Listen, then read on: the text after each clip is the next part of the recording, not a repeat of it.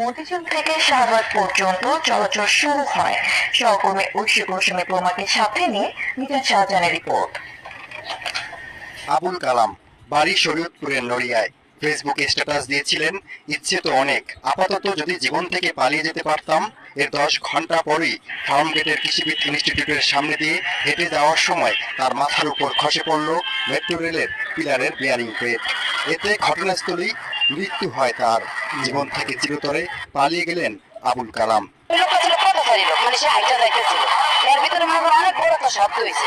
শব্দ হওয়ার পর ওটা মনে করেন ঠাস করে ওটা নিচে কইরা মনে করেন ওটা তো এরকম খায়, রাবার জাতীয়, তো ওটা খায় আইয়া মনে করেন এমন খায় আর ঘাড়ে লাগে।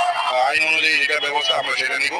আমরা যদি দেখি কোনো দুর্ঘটনা বা কোনো অবহেলা, আমরা আগে তদন্ত করবো। তদন্ত করে যদি দেখি যে কারো অবহেলা আছে, আমরা ব্যবস্থা নেব।